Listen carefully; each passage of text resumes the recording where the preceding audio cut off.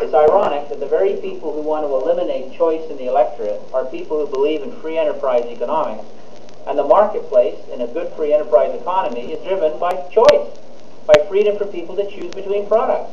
How do you get the best product? Because you have choice, and an inferior product will fail because people will choose a superior product.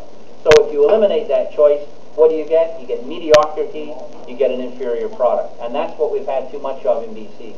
That's the first point. The second point is that it's assumed in their thinking that somehow the New Democrats have an absolute stranglehold on about 36 to 38% of the vote. They think that that's rigid, solid, and therefore the balance, if broken up between political parties, will so-called split the vote and allow the NDP to win.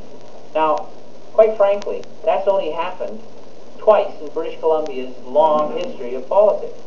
And in fact, even when we had a liberal, conservative, and social credit presence in the Legislative Assembly, we still did not have the CCF, as they were called in those days, governing the province.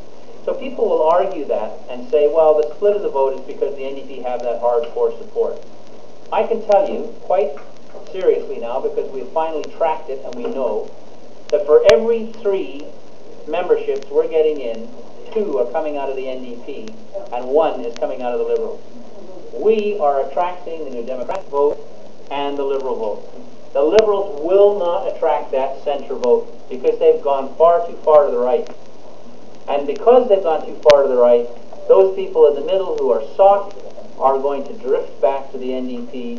They'll hold their nose or they won't vote at all. Either way, the Liberals lose. And if it was just Campbell and Clark head-to-head, Campbell will lose. Clark will win. And every single poll that we've looked at has told us that's the result. Every single one. If you put me into the equation, whole new ballgame. A whole new ballgame. So our focus is this. We have to push very, very hard in Parksville Qualifying. Because when people see that it's safe to vote PDA, because we can actually elect people and we can actually pull it off the NDP vote, then I'll tell you, this party is going to just boom. Because finally people will say, you know what? I can vote for who I want to vote for. It's safe to do that. I feel good doing that. I'm going to go ahead and I'm going to do it. And it'll